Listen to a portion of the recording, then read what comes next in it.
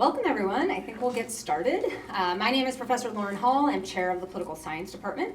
On behalf of the Political Science Department, it gives me great pleasure to welcome you to the 17th Annual Constitution Day Lecture and the 14th Annual David Aldrich Nelson Lecture in Constitutional Jurisprudence, co-sponsored by the Department of Political Science at RIT and the Alexander Hamilton Institute, alongside support from RIT's brand new Free Speech at RIT initiative. Our talk today is titled Freedom for the Thought That We Hate, and I will introduce our speaker, Professor Fornieri, in just a moment. But first, a little background on Constitution Day and why we're here in the first place. So Constitution Day is an ironically, federally mandated holiday, and as a receiver of federal funding, we are obligated to provide educational experiences on this day, September 17th, in honor of that day in 1787 that delegates in the Constitutional Convention in Philadelphia signed the Constitution. Federal mandates aside, as political scientists who all study and teach the founding era, we are delighted to have you with us to discuss one of the foundational provisions in the Constitution, namely the First Amendment. The First Amendment, of course, was not officially part of the 1787 Constitution, but was instead added after a long period of discussion, deliberation, persuasion, and compromise about what the Constitution should mean, what it protects, and why it matters. Freedom of speech and freedom of the press were central to that debate and to the many varied and complex debates we have had as a country since. Yet, we face an uncertain future. Many of the earliest fracture points about what freedom of speech means and why it matters have grown, with growing uncertainty about what free speech is, what it means in a diverse and pluralistic society, how it relates to broader social norms, and to complicated questions of access and equity, and how new technologies challenge, support, and manipulate free expression. RIT's administration has tasked faculty and staff with the creation of a free speech at RIT initiative, with this event as an inaugural one. Our format tonight will consist of a 45-minute talk from Professor Fornieri, and then 15 to 20-minute responses by the panel as a whole, so we'll each talk for maybe about 5 minutes, and then we will take questions from the audience. I hope for a lively, civil, and free debate.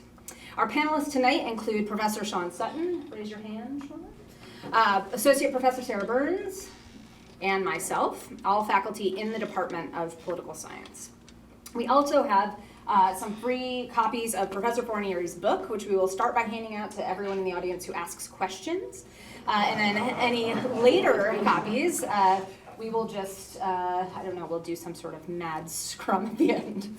So our keynote speaker for today is Dr. Joseph Fornieri. Professor Fornieri is Professor of Political Science at the Rochester Institute of Technology and the director of our Center for Statecraft, Law, and Liberty, a nonpartisan organization that seeks to enhance the study of political greatness and responsible citizenship at both the secondary and college levels. An award-winning instructor and Eisenhower winner, Fornieri teaches classes in American political thought and leadership, rhetoric, political philosophy, and the First Amendment. Dr. Fornieri was a member of the Lincoln Bicentennial Commission, 2009, and a Fulbright Lecturer, 2008 to 2009, at Charles University in Prague in the Czech Republic. He's the author of several books on the 16th president, including Abraham Lincoln's Political Faith and Abraham Lincoln, Philosopher-Statesman. He has recently published a book on the First Amendment, Free Speech, Core Court Cases, and he has another forthcoming book on American statesmanship, principles, and practice of leadership, which will be published in November by Notre Dame University Press. On the side, he enjoys cigars and plays in a blues band with his brother Peter and nephew Joseph. On behalf of the department, the Alexander Hamilton Institute, and Free Speech at RIT, please join me in welcoming Professor Fornieri to kick off our event.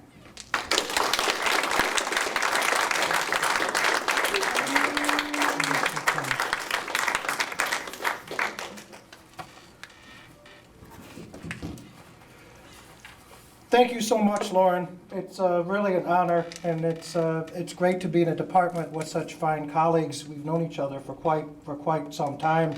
We've been through a lot. I want to thank Bob at the AHI, and I want to just take a moment to remember Carl Menges, who he was a friend of the Alexander Hamilton Institute, and he supported a lot of us through with our scholarship and our scholarly endeavors. He was quite a character. He just passed away a few days ago, and his family may be watching this video. I want to thank President Munson, certainly, for this initiative. And I want to thank you, everyone, for attending on this beautiful Friday early evening, hearing to talk about free speech. So let me begin. In the spring of 2009, I was teaching the First Amendment as a Fulbright lecturer in Prague at Charles University. Fortuitously, I had a front row seat to a spectacle that dramatically illustrates many of the dilemmas we face over free speech today. It had only been 2 decades since the Czech Republic had been freed from the iron grip of communism, and before that, fascism.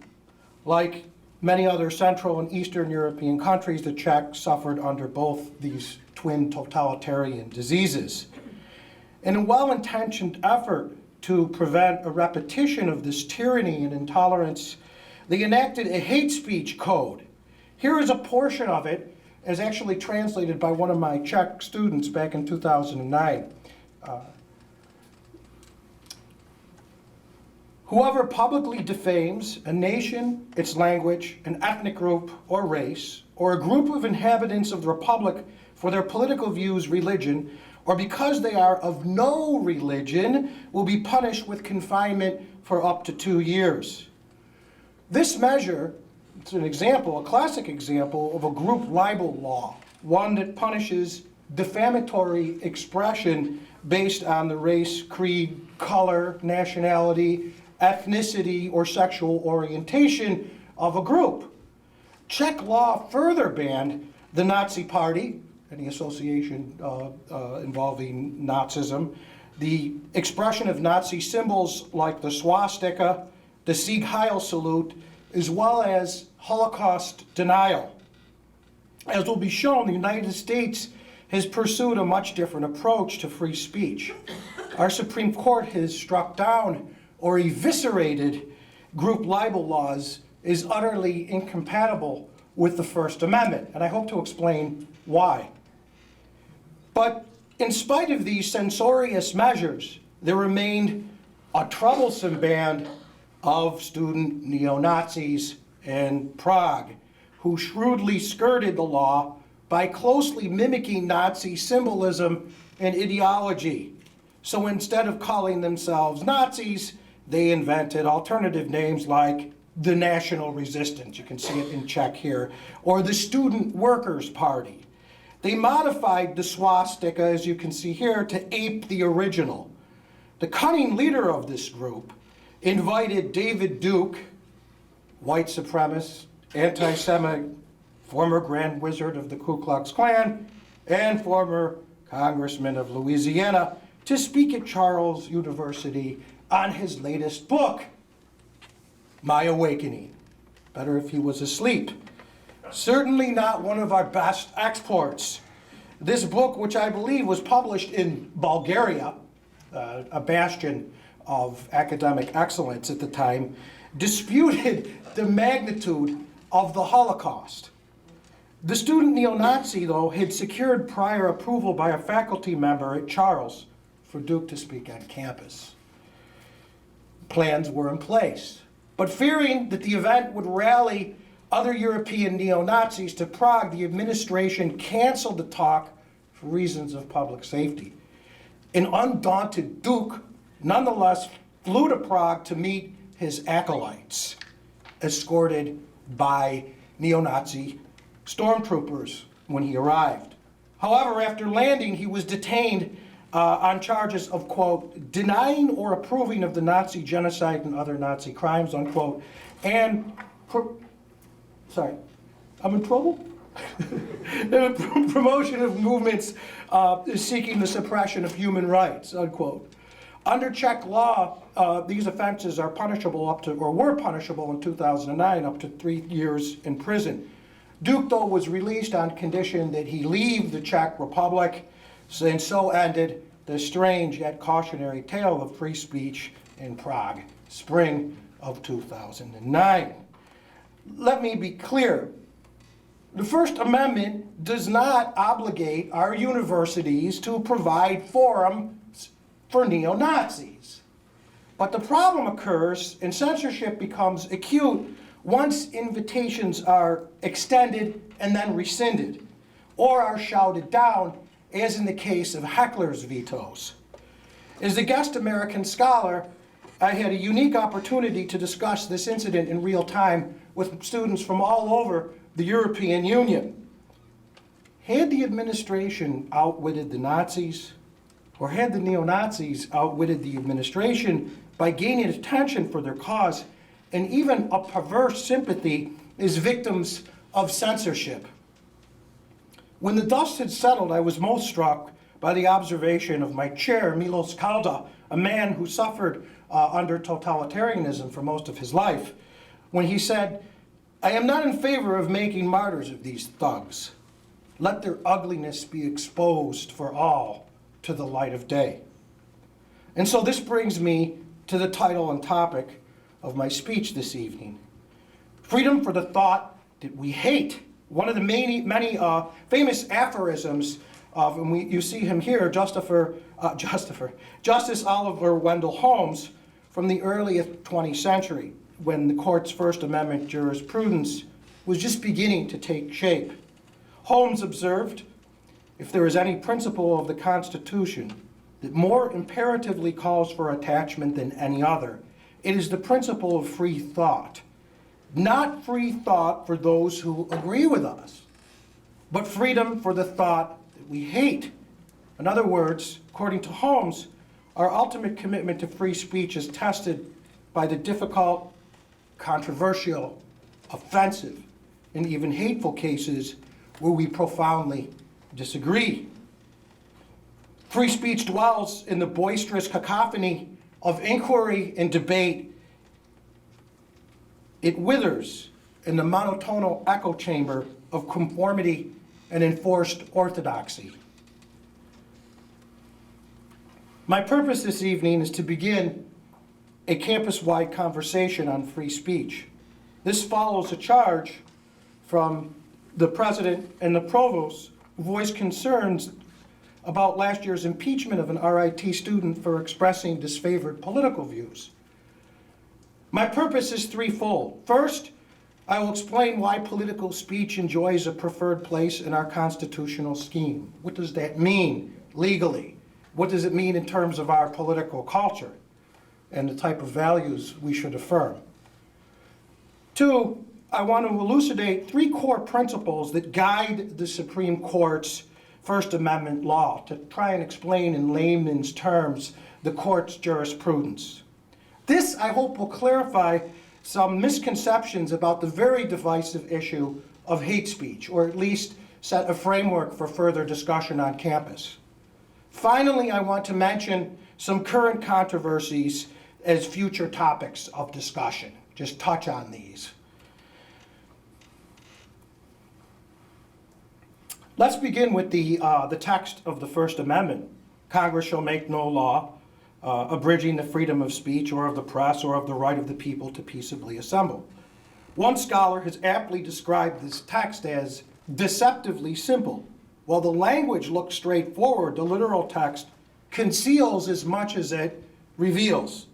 For example, Congress is only mentioned, but the First Amendment, as we know, applies to any agent of the national government, including the president or the bureaucracy. Furthermore, because the First Amendment has been incorporated by the Liberty Clause of the 14th Amendment, it now applies to the actions of state and local governments. Originally, it did not. Moreover, the First Amendment applies to public entities, not private institutions. Technically speaking, it does not apply to RIT as a private institution. And although speech is literally mentioned, the Supreme Court for the past 50 years has broadened the First Amendment, for better or worse, to include symbolic expression like flag burning, sexual expression like pornography, commercial expression like advertising, and entertainment like violent video games, for which our RIT gamers are rightfully glad. Okay. Fascinating case, Brown versus entertainment. And I encourage our students to read it because it has a direct impact on your vocation. Okay. The court has also ranked expression in terms of a hierarchy from high value to low value speech. Political speech, and this is key, about vital matters of public concern is at the apex of this hierarchy and thus entitled to the highest protection. Things like commercial speech, for example, are considered lower value speech and entitled to less protection. That's why the states can consistently ban the image of Joe Camel smoking a cigarette and holding a blues guitar. Also, as Justice Holmes famously noted, the First Amendment is not absolute, even though it declares no law. It does not give one the right to falsely shout fire in a crowded theater.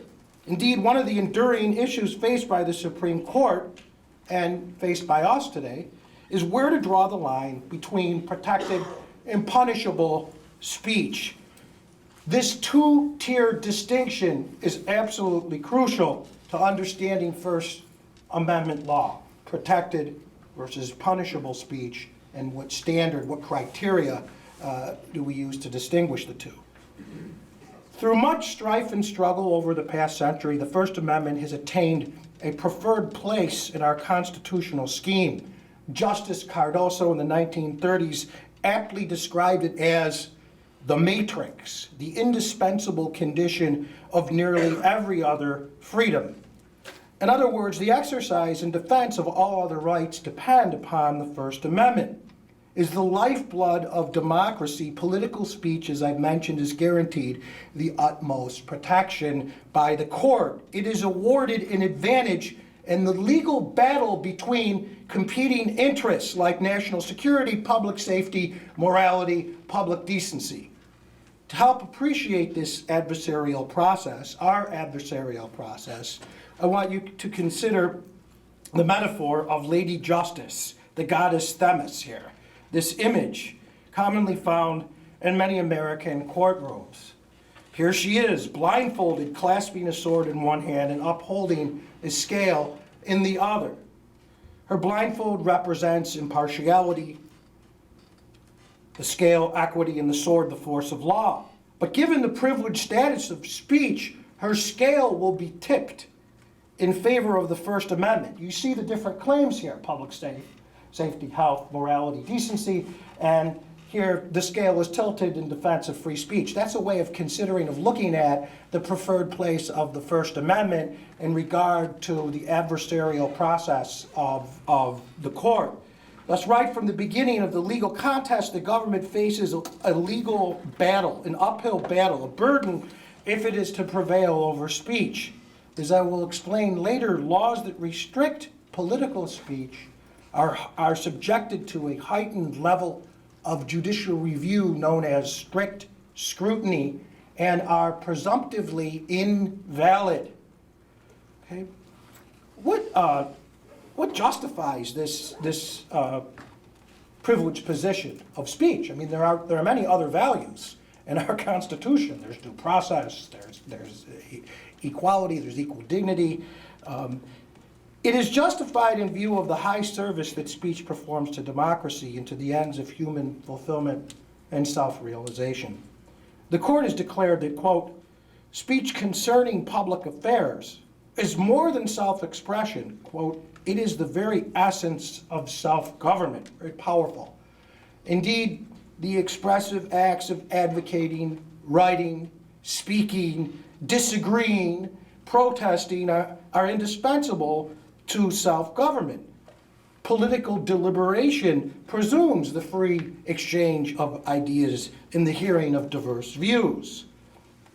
Consent of the governed, the operative principle of democracy, depends upon the voicing of opinions through free speech, as does the right of the minority to dissent in opposition to the status quo in favor of change.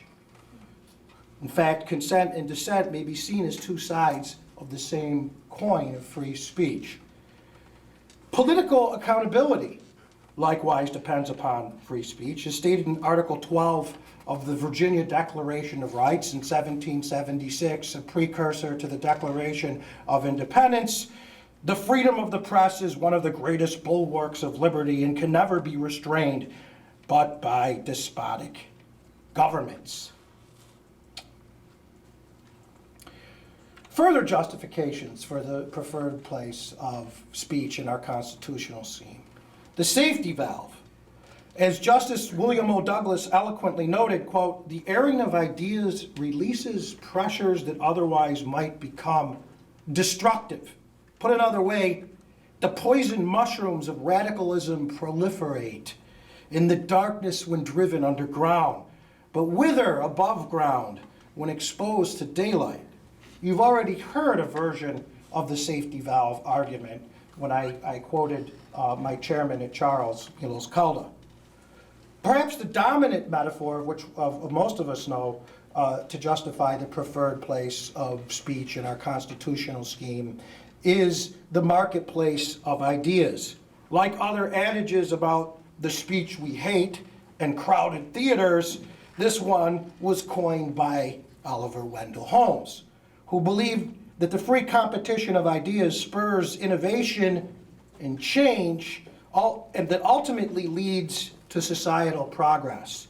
Indeed, many beliefs once stigmatized as ridiculous, offensive, or even hateful have gained acceptance over time through the free airing of ideas in the marketplace. At one time, for example, we burned witches, condoned segregation, and regarded homosexuality as an illness. Opinions have changed. Laws have changed. Holmes' view of the marketplace of idea was profoundly influenced by John Stuart Mill's classic case against censorship on liberty. Mill argues that even false opinions should be tolerated since they contribute to a deeper understanding of the truth. This is a great quote, right? Every student should read this quote. We have it on our doors. If the opinion is right, okay, the public, are deprived of the opportunity of exchanging error for truth. But even if it's wrong, they lose what is almost as great a benefit: the clearer perception and livelier impression of truth produced by its collision with error. It is through inquiry, it is through the vigorous exchange of ideas that one's belief become a living faith rather than a dead dogma. Okay? I don't think the statement has been improved on. Mill further argued in this work that, quote, "all silencing of discussion is an assumption of infallibility," unquote. In addition to being instrumental to democracy and societal progress, free speech is valuable as an end in itself, as integral to human flourishing and self-realization. The First Amendment shelters diverse experiments in the American dream and the pursuit of happiness. Recall Socrates' statement that the unexamined life is not worth living, or my cousin Larry's statement that a cannoli is not worth leaving. Perhaps the greatest justification for the preferred place of speech comes from Justice Brandeis in Whitney versus California. Very eloquent and multifaceted. Brandeis provides a defense of free speech as both a means to self-government and an end of human flourishing. It's worth quoting in full since he integrates many of the arguments in defense of free speech that I just mentioned a moment ago. Quote, "Those who won our independence believe that the final end of the state was to make men free to develop their faculties, and that in its government the deliberative forces should prevail over the arbitrary. They valued liberty both as an end and as a means. They believed liberty to be the secret of happiness and courage to be the secret of liberty. They believed that freedom to think as you will and to speak as you think are means indispensable to the discovery and spread of political truth. That without free speech and assembly, discussion would be futile."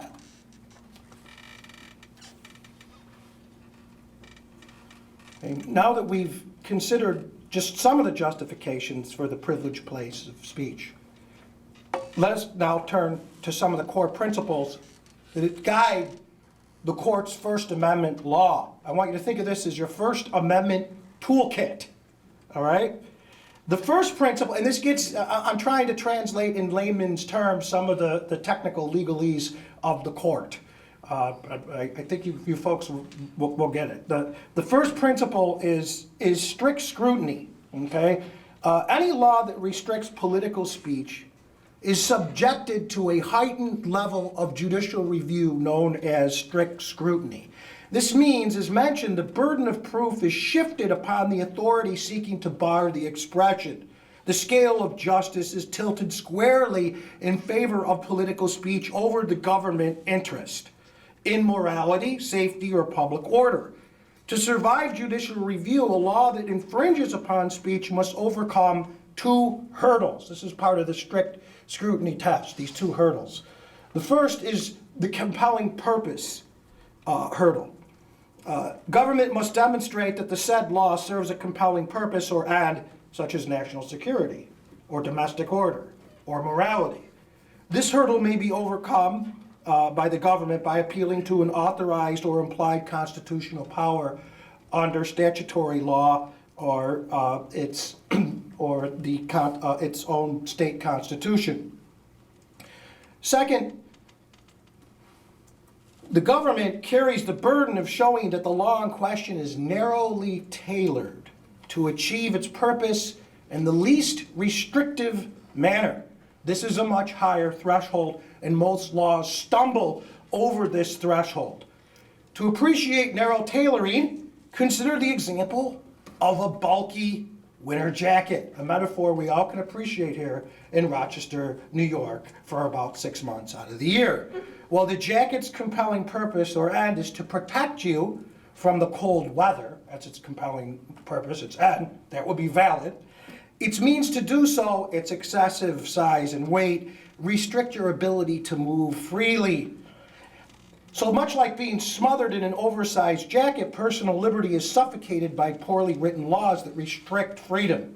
By contrast, a narrowly tailored jacket not only protects you from the elements, it accomplishes this through means that allow you to move and breathe freely. So when you think of the least restrictive means, think of Thinsulate. In any event. The review of strict scrutiny, along with its corresponding requirement of, and I know I'm getting into technical language here, narrow tailoring, safeguards against two types of infirm laws that consistently menace liberty, okay? These are the two scourges of free speech. Let's look at them. One is unduly vague laws, or the problem of vagueness. Unduly vague laws are imprecise, and their imprecision forces people of common intelligence to guess at their meaning. What does that mean? Two, overly broad laws.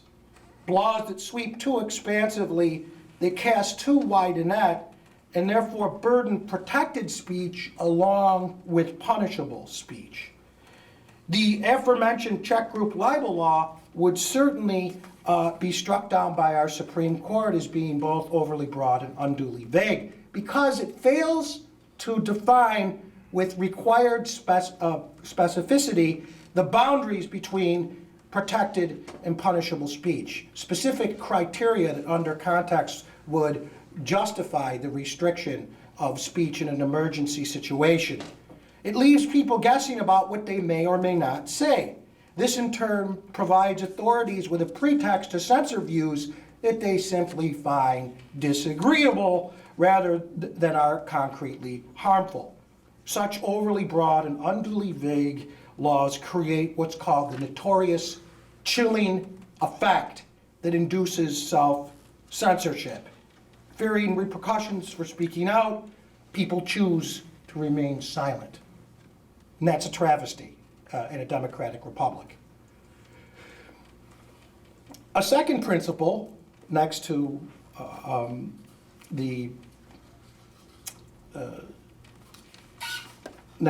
strict scrutiny, is viewpoint neutrality. The principle of viewpoint or content neutrality, there are some technical differences between the two, but I'll just regard them as the same here. Bars the restriction of speech on the basis of its message, idea, or viewpoint. It prevents the government, whether a federal, state, or local authority, from favoring or disfavoring certain kinds of speech over another. For example, in Texas versus Johnson, the court struck down a law punishing flag desecration because that law favored a message of patriotism over a message of contempt for the flag in one's country. So even a message of contempt for country was protected under the First Amendment in this case. In the case of West Virginia versus Barnett, 1943, Justice Robert Jackson defended the principle of viewpoint neutrality in these weighty and poignant terms.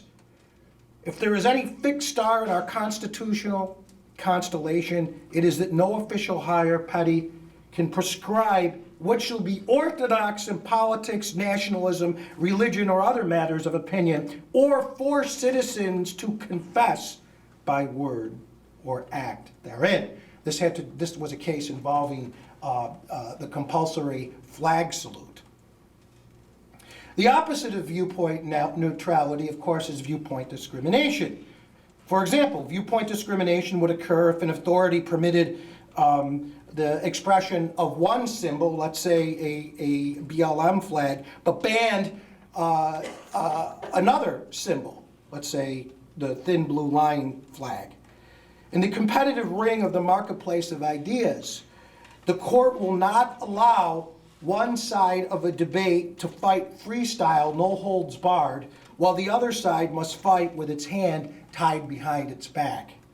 The principle of viewpoint neutrality also explains why the First Amendment tolerates false, feared, disturbing, and sometimes evil, hateful expression.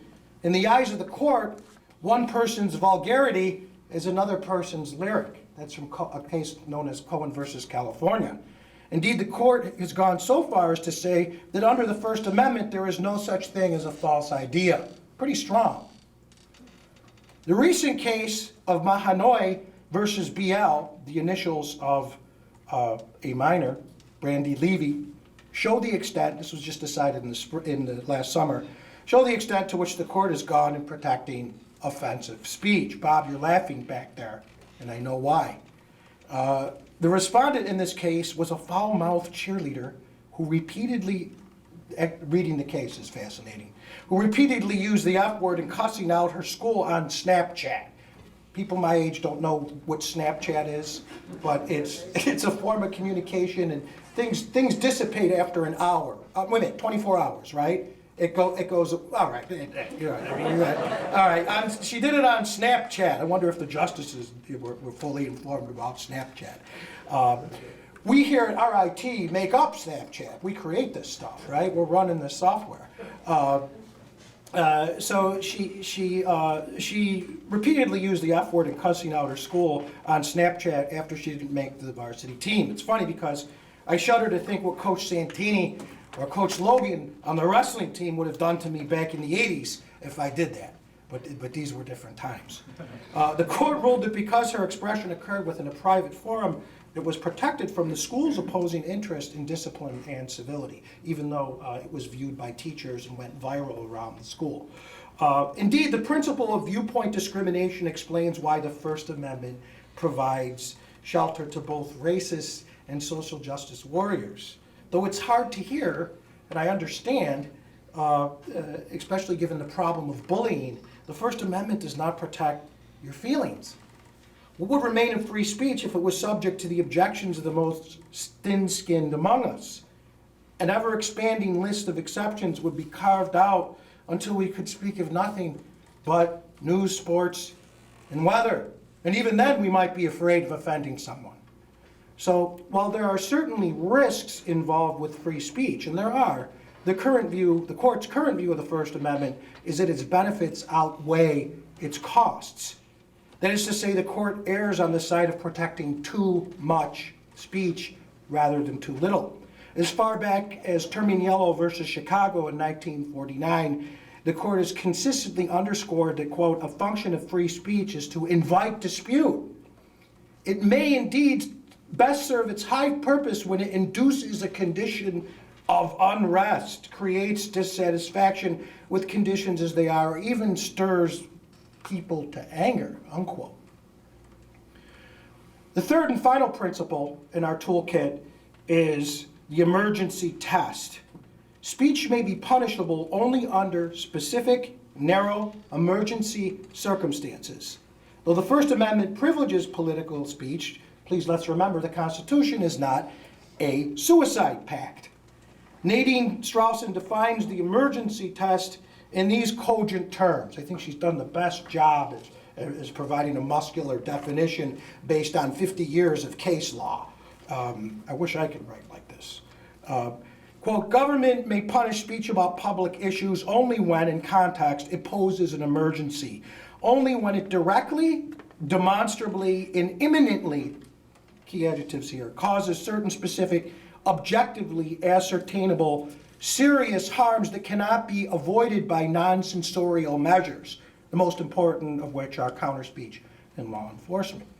So in other words, feared harm of some future distant or remote threat posed by the speech is not sufficient to warrant its restriction under this test. There must be a close causal connection, a nexus between the speech and some demonstrable harm. And the emergency test refers to the specific criteria and standards required to restrict or bar speech. For example, I'll give you an example of one here. The imminent lawless action test in Brandenburg versus Ohio punishes speech that directly incites and is likely to produce imminent lawless action under the circumstances. That's in advocating some illegal act. In this case, a Ku Klux Klanman was threatening revenge against blacks and Jews. But because his language was conditional, all right, the court decided that it was protected. It fell short of imminent lawless action. The emergency test also helps to clear up the vexing problem of hate speech. As it now stands, there is no separate, content-based, punishable category of hate speech outside the First Amendment, as is the case of obscenity, for example. Okay, if it's obscene, it's punishable. If it's hate speech, here's the thing, it may or may not be punishable, depending upon the context. Given the principle of viewpoint neutrality, all content-based definitions of hate speech, any attempt to define it based on its message or content or idea, would be inherently broad and vague. However, hate speech is not absolutely protected. As noted with Brandenburg, under the circumstances, it may be punishable in satisfaction of the emergency test. Virginia versus Black, for example, 2003, a case dealing with cross-burning provides another example. There, the court ruled that true threats, this is an actual legal doctrine, and I think it's important for us to know because it translates also in some civil law and in harassment.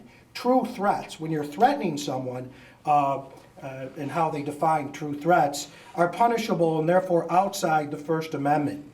And under this true threat doctrine, it's not necessary to prove that the person actually intends to carry out the threat. It's enough that the person utters the threat and one reasonably could regard by a reasonable person test to decide that threatening statements were made to intimidate the person.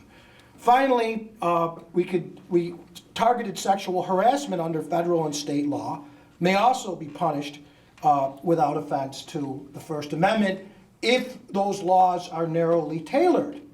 Okay? This brings me to the concluding portion of my talk tonight. Notwithstanding the court's unwavering commitment to free speech over the last 5 decades, the First Amendment has been sidestepped in practice. It's under siege perhaps as never before. I speak from someone who is your age, was at the ACLU on Capitol Hill, so maybe I'm a little sensitive. Instead of ample breathing room demanded by the court, free expression in too many places and on campuses is confined to safe spaces and restricted in the name of an ever-expanding list of microaggressions and forbidden terms. Professors on both the right and the left are investigated or disciplined for their political views. There was just a report on this from an organization, both professors on the right and the left. Indeed, a generational shift has occurred. Okay? Polls validate what many of us had seen as professors. Today's students are much more supportive of censorship than prior generations of boomers and Xers. And I think there's some validity to this, right? I think that your generation is more sensitive to things like bullying, and is more sensitive to things, to emotional needs. And those are good things, but I think that they can be balanced with free speech as well.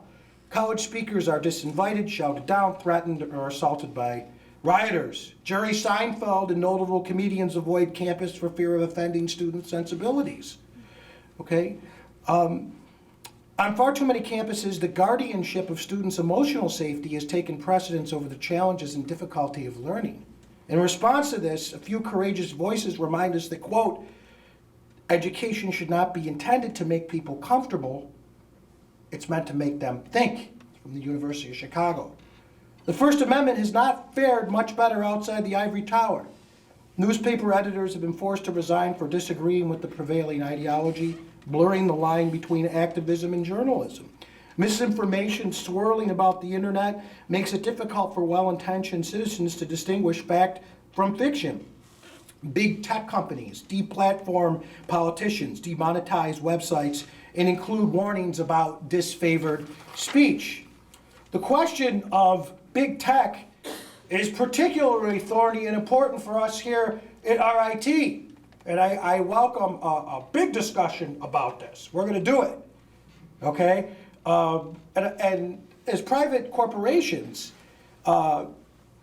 these companies, Google, let's say Facebook, may regulate content as they see fit without running afoul of the First Amendment. Although increasingly they exert, as we know, a vast control over the channels of communication and political discourse. Some say they're comparable to the trains back at the turn of the 20th century, the train monopolies. Both sides of the aisle are calling for regulation and something to be done. Republicans allege monopolistic practices and political biases. Democrats condemn misinformation and hate speech and want it censored. At the center of this debate, and I'm just going to touch on it for further discussion tonight, is Section 230 of the Communications Decency Act, passed in 1996. This law protects hosts like Google or Facebook from liability over content posted by users. That's something new because, for example, if you publish something, let's say, in the Smith and Company publishing company, that publishing company could be held liable. Okay, so this exempts the host from liability. Facebook will not be liable for something you, the user, post. Section 230 also allows these companies to moderate content in good faith. You can see one book here is entitled "The 26 Words That Created the Internet," emphasizing the importance of this provision. So this is a question I hope we can explore later on. I think there are good arguments to be made on both sides, and we shouldn't approach it with a sledgehammer. The issue, we should remain very, very circumspect because there's dilemmas on each side here. So other free topics might include how peaceful protests degenerated into riots, culminating with the disgraceful events of January 6th. Scholars, you can go online, debate the question of whether or not President Trump's speech constituted a direct incitement to imminent lawless action under the Brandenburg test that I just mentioned a moment ago. You can find that debate online. Censorship, unfortunately, has become all too habitual as cancel culture erases names, topples monuments, intimidates disfavored speech, and rewrites history as if we are reenacting something of the dystopias of Orwell's 1984, or one of my favorites, Bradbury's Fahrenheit 451. In sum, the principle of viewpoint neutrality has been replaced by free speech for me, but not for thee.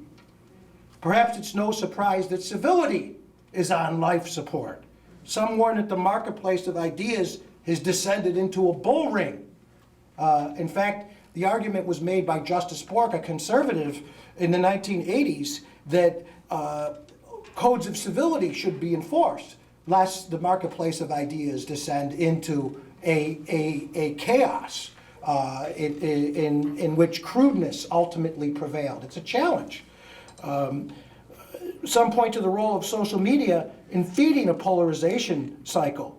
As ideological lines have hardened, it becomes increasingly difficult for us as common citizens, as students of this great institution, as friends and colleagues to agree to disagree respectfully. Differences of opinion are too often perceived as an existential threat to one's identity. We no longer talk to one another, but scold, accuse, and yell. We scream in silence rather than speak. Perhaps decency should be enforced through stricter codes of civility, as Bork proposed 40-something years ago, 30 years ago.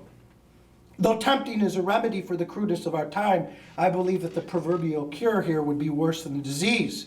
As we're reminded by the University of Chicago's report on the freedom of expression, although the university greatly values civility, concerns about civility and mutual respect can never be used as a justification for closing off discussion of ideas, however offensive or disagreeable those ideas may be to some members of the community.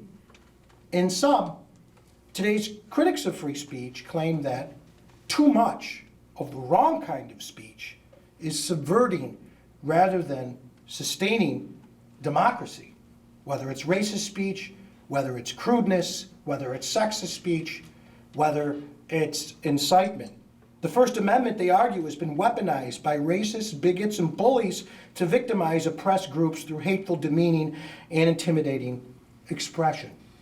Such critics urge us to follow the more restrictive approaches of Europe and Canada. They urge us to reconsider political speech's preferred place by subordinating it to competing values like equal dignity. But the problem with this argument is that historically, at least in the United States, I know Bob will vouch for this, these same marginalized groups have wielded free speech as the instrument of their liberation and advancement. Consider abolitionism, the American reform movements of women's rights, civil rights, LGBTQ, have all flown under the banner of free speech to effect societal change. Moreover, as Nadine Strawson has persuasively shown in her latest scholarship, hate speech codes do not work in reducing hate crimes against vulnerable groups. In fact, they tend to backfire, as in the case of Germany, where they have led to the censorship of anti-racist views. Strawson also shows that the American understanding of free speech, as discussed here, has been increasingly adopted by the United States and United Nations in international treaties. Thus, the First Amendment is not an international outlier. To conclude, I believe that free speech and equal dignity are not binary options, that they are actually interdependent. However, the First Amendment is only a piece of parchment. As the essence of democracy, free speech can only be sustained by a First Amendment culture that continues to uphold its preferred place in our hearts and in our minds. And I hope my talk tonight has contributed in some way to that important goal. Our democracy and our institution of higher learning depend upon it. Thank you.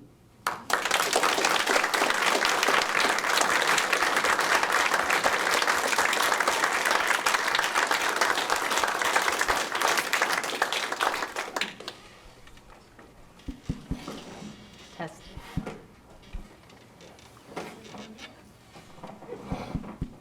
Hello. Yeah. All right. Hopefully everyone can hear me. I'll just project if I don't think you can. Yeah, and I'll just gesticulate a lot. So we're going to move to the panel, and we'll keep our remarks brief because I want to make sure that we have time from the audience to ask Professor Fornieri a lot of questions. I know that there must be quite a lot. At least I hope that there are. So I just want to make a couple comments about sort of what I think some of the challenges that we see in sort of questions of free speech and how they apply in a kind of unique sense to the academy in particular, to university life. Some of these remarks actually are heavily influenced by the work of political philosopher Jacob Levy, whose work, Rationalism, Pluralism, and Freedom, on the liberal tradition, is, I think, a really beautiful way of thinking about the conflicts that we see within some of these conversations. So very briefly, Levy is looking at the history of liberalism, and we are all part of a liberal society, and what we mean by that, of course, is this very old tradition that stems from the Latin root libertas, which is, and liberalism, which is the study of what it means to be a free human being, right? And so the liberal arts, and we are in the College of Liberal Arts right now, well, not right now, but in spirit, we are in the College of Liberal Arts, and the goal of the liberal arts is to teach people how to be free human beings. And so one of the things that Levy looks at in his book is he sees two divergent sort of strands within liberalism. There's a rationalistic strand that says we can get to the truth and then everyone should coalesce around this particular truth, right? So he identifies this to a certain extent with the French Revolution. But the idea is that we can use science to get to a truth that then everybody should end up at. The alternative to that is a somewhat older tradition, the pluralistic tradition, which says the reality is that people have different ways of living, they have different lives, they have different goals, and so we'll always have a kind of pluralism. There will always be disagreements. And the question, therefore, of liberal society is not how to use rationalism to get everyone to the same position. It's how to learn to live together within that pluralistic society and limit conflicts along the way. So a couple things that I just wanted to mention here that I think are really helpful for thinking about free speech in universities, and some of these are just unresolved tensions. I'm not sure we're going to have any kind of real solutions to these problems. But one of the things that we do know for sure is that communities need norms to function, which requires a certain degree of conformity. So many communities, for example, can mandate certain forms of speech or certain limitations on speech. When you go to a synagogue, it's a very different experience than when you go to a Catholic church because there are norms and there's conformity within those norms in terms of what the expectations are of the community that you're joining. In fact, rule of law is one way to get conformity to a certain set of rules so that people can then go about their divergent way of living, right? Their pluralistic way of living. And part of the tension here, of course, is that one of the major benefits of our modern society is this pluralism. It allows for division of labor, it allows for specialization, and it allows us to benefit from the diverse talents and viewpoints of a pluralistic society. But at the same time, of course, we know that pluralistic societies have increased friction as a result of these divergent norms. And so free speech, of course, can increase that friction. Now, universities have traditionally handled these issues with norms around the way that speech is used and in what context. And so one way to deal with these conflicts is to look at questions of context, such as, for example, prohibitions on profanity or pornography in schools, where you have speech that's normed according to certain contexts. Professor Fornieri gave us a good breakdown also of specific types of speech. Political speech is the most protected, and then you work your way down to obscenity, for example, in advertising and all sorts of other things, which of course we limit based on the context in which we find ourselves. Now the problem, of course, is that the classroom is a sort of unique place. It's neither fully public nor fully private.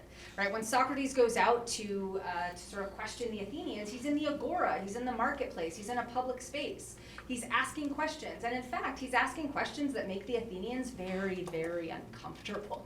The Athenians do not like Socrates. They do not like his questions, and they eventually give him hemlock as a result, right? But he's in a public space, and so the question, of course, is, well, are classrooms public or private? And the reality, of course, is that they are both.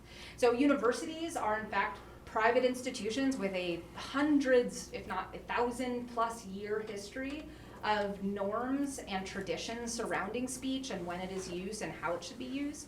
At the same time, of course, they're a really important and crucial link to the public. They are, in fact, one of the primary ways in which public opinions become public opinions in the first place. So there's an unresolved norm, and I'll give you a quick spoiler. I'm not going to resolve any of these questions here. I think these are tensions that I'm trying to point out. But so classrooms are sort of a very awkward space for that reason. They sort of balance between the public and the private in that way. Another thing that Professor Fornieri looked at is this question of what constitutes a limit on free speech. So he quoted J.S. Mill, and of course J.S. Mill was famous and somewhat an outlier within the liberal tradition for saying even social pressure is too much, right? It's not just coercion that we have to worry about, it's social pressure, it's this pressure to conform, and that's too much of a limitation on people's freedom. And of course, most other liberals said, well, that can't be right, because of course communities have to impose certain kinds of conformity on their populations in order to get people to get along in the first place. And so that's another really important tension within the classroom environment, which is, of course, that we can have certain kinds of protections against coercion, but how do we fall on things like social pressure and peer pressure? I know from speaking to students that many students with pluralistic or non-normative views feel very, very hesitant bringing those views to classroom environments because they feel very hesitant about what their colleagues are going to think about them. And the problem, of course, with that is that is a complete undermining of the very purpose for which we are at universities, which is to explore all of these different ideas and challenge each other and debate each other. And so if certain viewpoints never show up at all, we're in a very difficult kind of position. And then the last thing I'll say is that there are these unresolved questions about harm and what constitutes harm that I think we're still navigating as a society. So as Professor Fornieri points out at the end, the current generation has a much more expansive view of harm than previous generations have. And so questions of whether emotional harm should rise to the level of situations in which people should be either punished or their speech should be limited. This is a question that I think we have not adequately answered, and it's going to be much more difficult in a pluralistic society where we have competing visions of the good life. So I think those are some of the major issues that I see sort of within the university environment, some tensions and some areas that I think we are going to have to navigate moving forward, and it is going to be a difficult process. Turn it over to Professor Burns. Thanks. Everyone can hear me, I hope? Yeah. Is it coming through? Is it coming through? Yeah. Okay. Right. I don't do a lot of talking through math, so I'm very new to this. I'm a little upset that Dr. Fornieri and Dr. Hall have not solved the problem of free speech in this 50 minutes that they've been talking. But I'll continue on the idea of pluralism and the idea that it creates friction or necessitates friction. Because as Dr. Fornieri mentioned, we have sort of a deceptively simple answer to free speech in the United States, which is all of it, right? Just as much free speech as possible, and we tend to be we tend to have as little restrictions as possible on free speech. And as he also mentioned a little bit, European societies have taken a very different tack. Now, in part, that's because there was obviously very significant difficulties in the early 20th century with the kinds of free speech that was going on and the kinds of things that led to.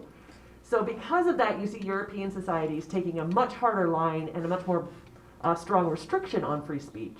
But as Dr. Fornieri noted at the beginning of his talk, sometimes what can then happen is you have these groups coming up and just finding ways around these meaningful restrictions. So what you see in the United States is, yes, you do have more neo-Nazi type protesting, you have more conversations amongst people who have very restrictive and exclusionary type of language and rhetoric, but you don't tend to have what you have in some European states like France to a certain extent, and very troublingly in Hungary. You have these mainstream parties that are getting a lot of votes and getting a lot of support amongst the people. So what I mean to say here is we haven't figured out a way clearly amongst liberal democracies to try and solve this problem or address this issue, because as Dr. Hall notes, pluralism allows for and creates a space for conflict. So what do we do, right? So again, trying to solve this problem apparently in 5 minutes. Certainly conversations like this, certainly conversations in a civil way, in a civil manner, are a very good idea. And the reason you want to have that is because, as both these professors have mentioned, we're trying to figure out how to have a free society. And part of the reason why you want to have a free society is that we have decided collectively that it's the most likely way to lead to the full flourishing of the human condition. And the full flourishing of the human condition is the freedom to act as you want, live as you want, and do so without harming others to a certain extent. And where that harm lies, we're still working out and will continue to work out as a society. But I want to contrast that with for example, the Chinese social credit system, right? Where we see so much restriction on how it is that you can interact with the society that the government rewards you for certain, as they call it, virtuous actions and punishes you for actions that they think are vicious. And so the more you turn that screw, the more you turn that lever, the harder it is for, again, people to choose how to live because they're being told how to live. So on that front, while we can't quite agree on what it means to have free speech and how to regulate it and deal with it, we do want to say, we know what we don't want, and we don't want that system over there. So thank you very much.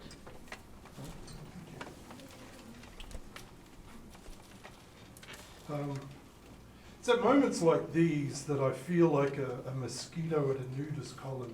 I just don't quite know where to bite. I'd like to begin by saying that I think that the Supreme Court has done a terrible job on free speech, starting in 1990 with the Sheikh versus United States case, and it continues to add technical ways of discerning and slicing what speech is protected and what is not, with the practical consequence that the First Amendment has simply written, and I do dispute that there's something deceptive about it, but it's simply written that it's designed to protect the kind of speech that allows self-government to occur. And it is an absolute prohibition against Congress. But the moment you start to make little qualifications like, you know, is there a clear and present danger involved? If there is, then maybe Congress could slip a law in here or there. And lo and behold, we've got case upon case upon case where the very notion of what free speech is becomes something that's, one, conditional on what the court says, and two, incomprehensible for anybody who is not willing to dedicate their entire life to studying Supreme Court decisions. My advice to all of you is to put aside the shifting, deceptive, technical Supreme Court decisions, push them aside and just simply say, yes, when you finally come down with a decent opinion, maybe I'll listen. But take time to actually read the First Amendment, and then you realize how wonderful it is. Link it up to your Declaration of Independence. Notice how in that it talks about there comes a time when you've got to consent to a government to protect that government. That means that you have to talk about politics amongst yourselves. Note there will be people who will disagree. Note there will be people that you can persuade. But it's vital that that is the very thing that we protect. But the Supreme Court, just going to say, by adding and piling all these technicalities onto this one thing, just simply conceals what it is that we're protecting and what it is that we should be thinking about. And that's my attempt to be, well, the skunk in the garden. Does anybody think I need a microphone? All right. I just want one of Joe's books, so I want to ask a question. Actually, I want to make All the technicality. No, I want to make a comment how especially what Professor Hall said about rationality and experience being a dichotomy, how we're still living the Enlightenment when rationality and empiricism were in clashes or in cahoots with one another. We're still basically dealing with this same premise. But the question I want to ask is regarding Section 230. So I'll get that can of worms opened up and you can fish with it a little bit. I'm intrigued to not see the word editing in the definition here. And I suppose that might be assumed. This is only a portion of it. Well, what? This is only a portion. I know that. Yeah. But in this kind of preamble, if you want to call it that I'm assuming that is a job of a publisher. And that I would like to open up the idea that perhaps Section 230 in a sense, prohibits editing, except in certain very carefully distinguished cases, again, narrowly written cases, as we talk about with free speech. And that I would go further to suggest that that's the dilemma we're in at this point where the arguments are coming from. That there is a decided editorial activity taking place in these on these platforms that are supposed to be open. And so that I'm suggesting again for discussion, if you would address this, how do we make that distinction? How do we make the distinction between an editorial act that by its design restricts and yet allows these entities not to fall under the same libel laws as newspapers do? So, comments. I'm interested in hearing what you all have to say. When you talk about editing, the difficulty with section 230 is it does, the next, I don't have the provision here, but the next provision allows them to regulate content as they see fit. But And that's the difficulty, right? That's what opens it up to charges of bias. right, that's what I'm saying. Yeah, and that's one of the provisions that some want to change, but there's do we want to, the danger is giving government that censorial power right now to regulate the free market, but there's also difficulties with the free market if it has such control, such widespread control over the network of communication. It's a real dilemma, and I got to be honest. I haven't solved it. Sean, I know, but I want to be honest here. I'm still debating this. Some people have resolved it. I'm still mulling this over, so I have selfish reasons for wanting to have more conversation about this as well. One of my students, former students, Alec. Unfortunately, my question isn't about section 230, so I'm going to derail everything, but I wonder, Dr. Fornieri, if you could elaborate on the political problems posed by heckler's veto. As we know, the First Amendment protects speakers from government action, but it doesn't protect them from hecklers. As we also know, hate speech does pose legitimate political problems for marginalized communities, whether that be incitement to private violence or its rationale. Incitement. Government. Yeah. That's true. You said government incitement. violence. Yes. And if that's true, it would actually be the duty of the community to protect its protected groups from hate speech. But I just wonder if you could elaborate on the heckler's veto. Yeah. Of course, a heckler's veto is when a mob shouts down a speaker, and the speaker is prevented from speaking because of interruptions or because of an angry mob, right? And that raises more of a problem with free speech culture, right? That it falls upon the authority or even the private institution, if it is really dedicated to free speech, to maintain, I think what Lauren said it beautifully, those norms. So you're right. Even if it's a private institution, now we're talking about certain norms that need to preserve within the private institution. If it's not going to capitulate to the whim of a mob, and also as Nadine Strawson says, police, law enforcement, right? I mean, we have police to protect our fundamental rights.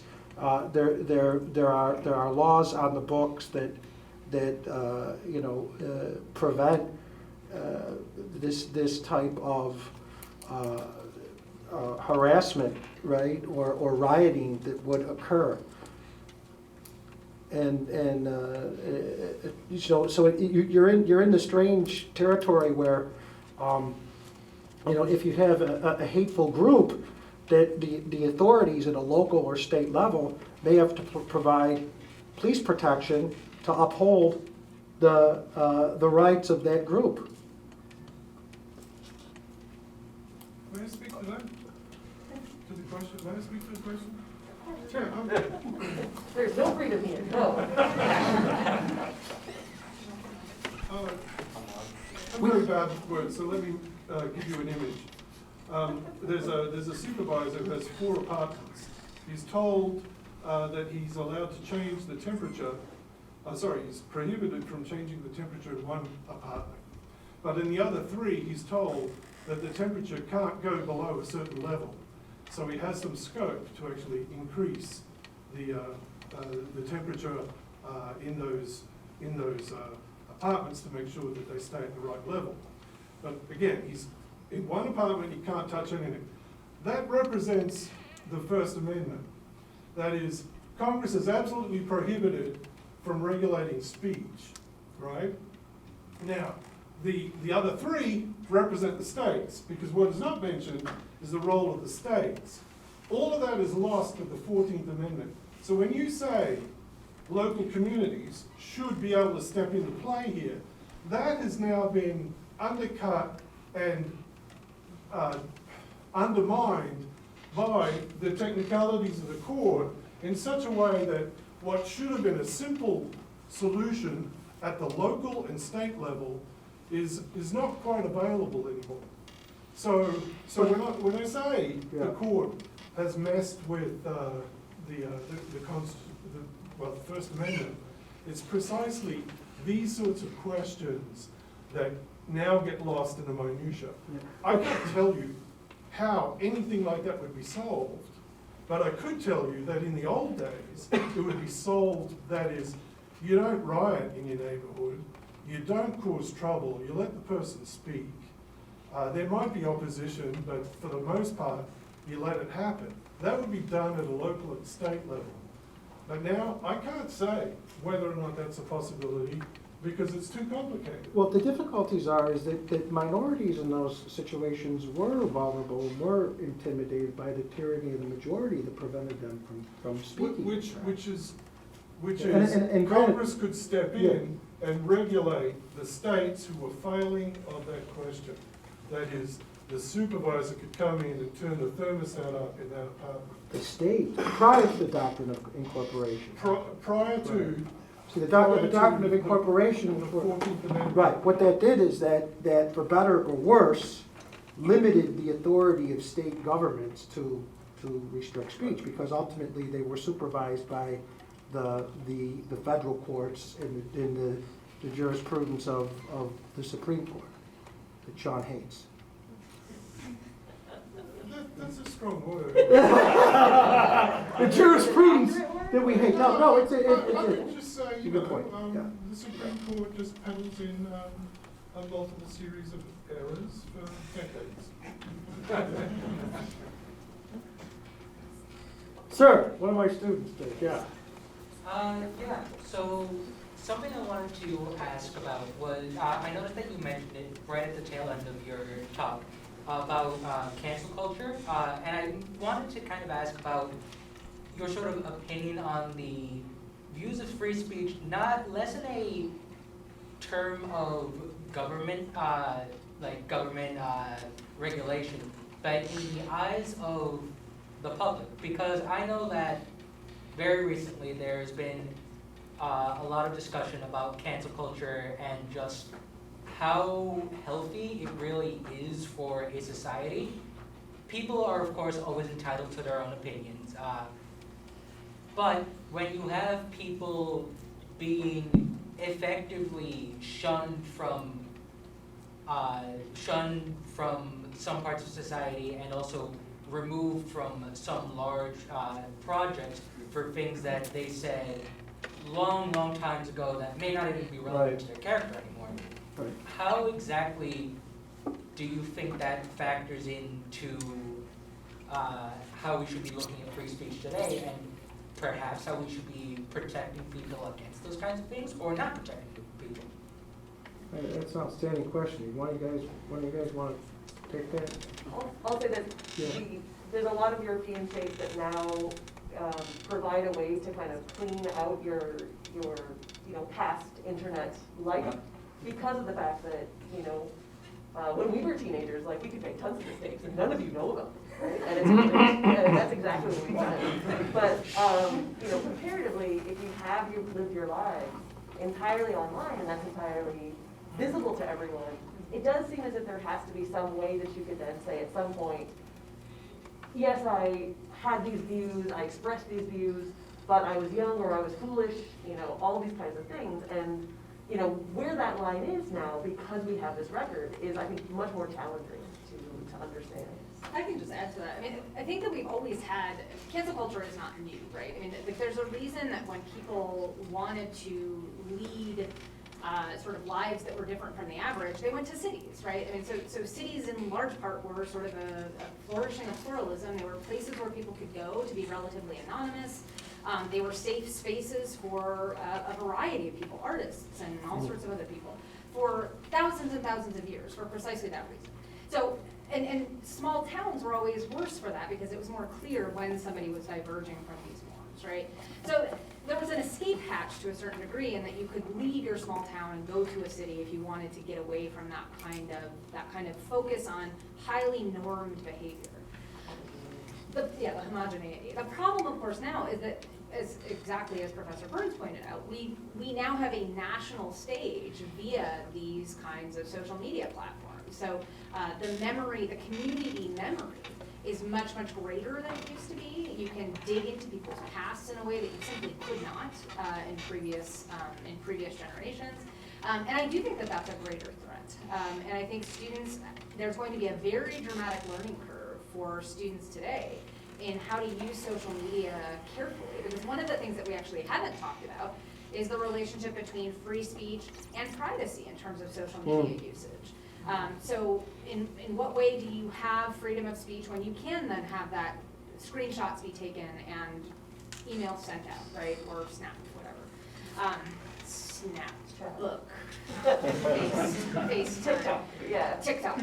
So, I mean, this is the problem. So I think you're absolutely right, but I think it's actually a very old problem that has now been exacerbated with technology in a way that we no longer have any real safety mechanisms for. And so that, I think, is a new problem. And just repeated what you said, but that's fine. We have two in the back who've had their hands up. In the corner, you had your hand up for a while. Yeah. Yeah. So perhaps I have too much of Professor Sutton in me, but to be the Okay, pragmatist you're not turd is a allowed bunch to- full. Yeah. Fair enough. Yeah, Sutton student. I think as someone in tech, we're fast approaching an era where with cryptography, we can create these channels where all the king's horses, all the king's men, no matter how much the government or the populace, the Hector Vito, want to regulate speech, they will be simply unable to interrupt communication, to stop these groups from communicating, even if they are committing all these things that we've agreed are not free speech, like incitements to violence, etc. The only foreseeable way to prevent that from happening is to stop the channels from existing, and to stop the distribution of, let's say, cryptography keys, public signatures, stuff like that. Is that something the government should concern themselves with, that these unknowable speeches can exist? Or is that something they should own as, well, you know, you have the right to freely distribute it, it's that the distribution itself is not causing any problems, and everyone should have the right to speak in some sense of anonymity? You should take my class, Anarchy, Tech, and Utopia. I'll be offering next year. I personally think that those are actually wonderful tools for creating precisely those private spaces. In the same way that the government can't come into my house to determine if I'm running a KKK meeting in my basement without a warrant, right? Or without some kind of cause to investigate. There should be spaces on the internet that are similar to your living room, right? That are just as free from government intervention as your living room or basement would be. I don't think within reason maybe. I don't think the government's going to do that. I think the government has demonstrated that it's very unwilling to do that. So, but I think that, again, as you point out, with new technologies, that we may be approaching the limit of what government can be able to clearly regulate. I don't know if anyone else. Yeah, I just wanted to, what I meant by the within reason is obviously if you're doing something that's actively illegal or actively harmful, yes, the government has some sort of need to be able to deal with that. Furthermore, while again we get into a controversial area here, how quickly and how speedily they can do so, you know, or do they always need a warrant? That's a good question that, again, falls into this category, but it's just a new sort of arena, right? So it's not that the Constitution can't address these kinds of questions. It's we're trying to figure out how to use those tools to address these new issues with the internet.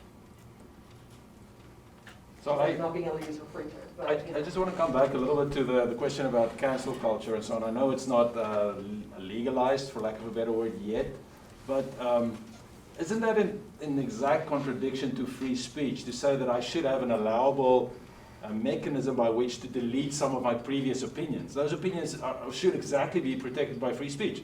You know, say I was caught, I'm not say that I have, but say I was caught wearing an Aladdin costume to a residence hall party when I was 19, and suddenly it's cultural appropriation and it offends a section of the population.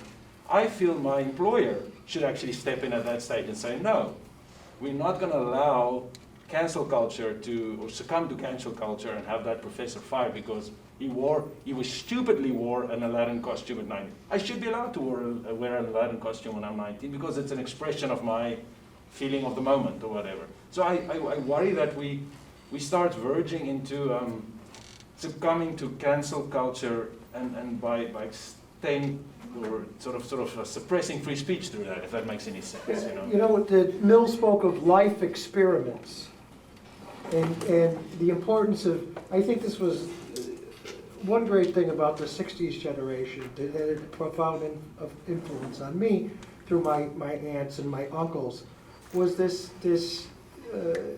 commitment to individual autonomy and self-expression. And to what extent does that, as you're saying, get truncated as well? Your path of personal development.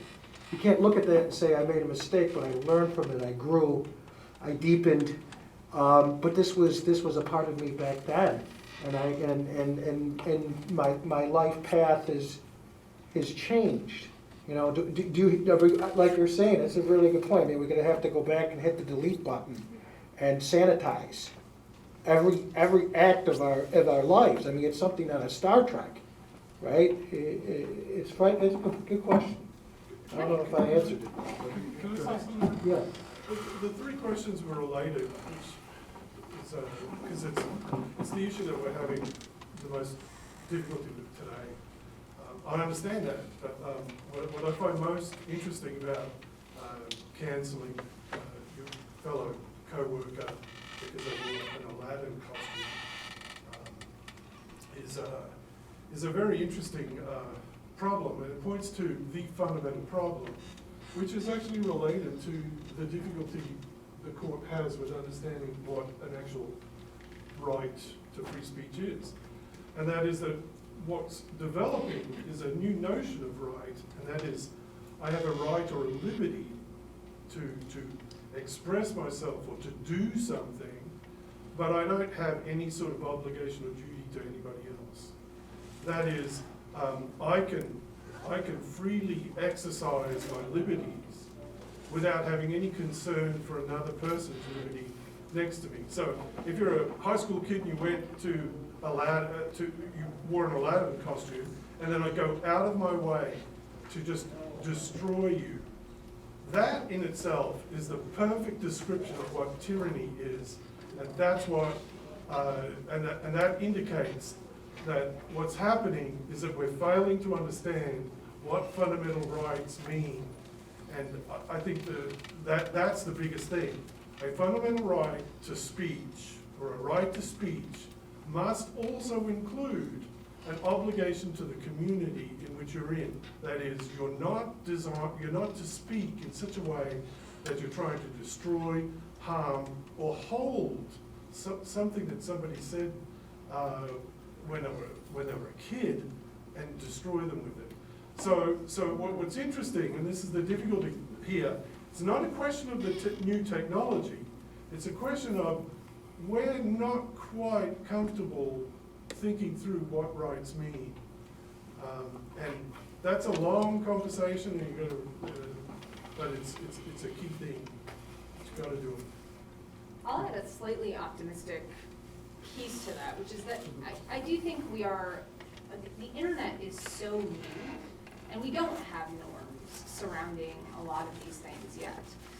And I think a lot of the anger, particularly in the last couple of years, with questions of inequities and, for example, race, has really risen to the surface in a powerful way, and we're still figuring out how to adjudicate those kinds of disputes and conflicts. But I actually do see a fair amount of hope in, I think people are becoming more thoughtful. I think you're seeing reverse canceling, right? So people like fire someone and then the internet cancels the company and then they hire the person back. And I think we're starting to see a modulating, like a certain kind of modulation happening. Now, is it gonna happen really quickly? No. But I think you do see that there's a certain degree of social evolution happening. There's certain kinds of norms developing. And whether those norms are good or bad, I'm not sure. I'm not sure what direction they'll eventually land in. But I think about Christian Cooper, who's a bird watcher in New York City, and he did not cooperate with police for the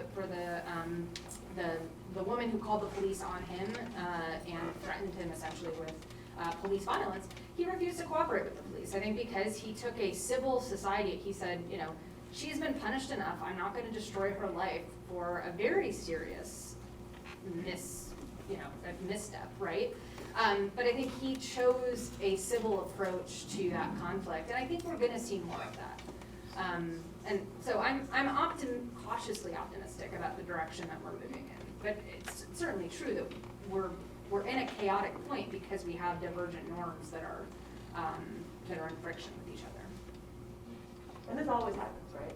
This is not new to this era. This is always how change occurs. You have some big swing in one direction, people realize that you go in the other direction and we get somewhere in the middle. And you want to talk about cancel culture? Talk about the French Revolution. Right? So serious. Yeah. There's lots of cancel with the keys. Yeah. Hey. So I have a question in regard to the role of the U.S. government in the suppression of free speech, which I think, I'm going to give a couple examples. They are all partisan, but please take it in good faith. That's just what I know. That's Yeah. what it's about. I don't mean it to be that way. But I think several of the movements you mentioned, LGBT rights, abolition, the later civil rights movement, the suffragettes, were all met with state violence at some level. And some of it was more minor, like the Stonewall riots, but that was building up after suppression of free speech, and for example, the cross-dressing laws that were enacted in many states in the country. And we've seen it with the FBI and the CIA attempting to either successfully or unsuccessfully intervene in leftist groups that they didn't agree with, whether at home or abroad. And so I'm wondering if you think that the U.S. government on its own has a responsibility at any level to reckon with its own actions in negating the amendment that it says that it's protecting.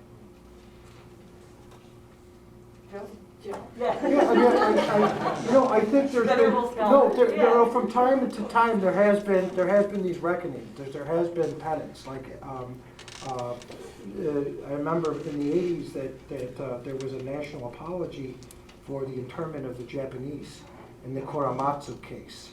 And the court itself will refer back to some of these horrors.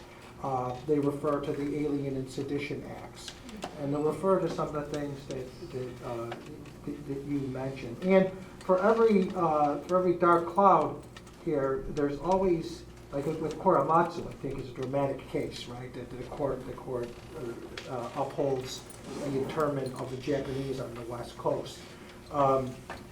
You had very powerful dissenting opinions that in the end are validated. The sad thing is, right? I mean, freedom is a struggle. It is a struggle ultimately. But hopefully, it's not a revolution where the struggle is endless and bloody. On that optimistic note, I think that leads us to the end of our time tonight. I want to thank everybody for coming today. I want to thank the Alexander Hamilton Institute and the RIT. Bob Paquette. Bob Paquette's in the back, president of AHI. Big Bob. And the Political Science Department for hosting tonight. Thank you all for coming. This was a wonderful conversation. Thank you, President Munson.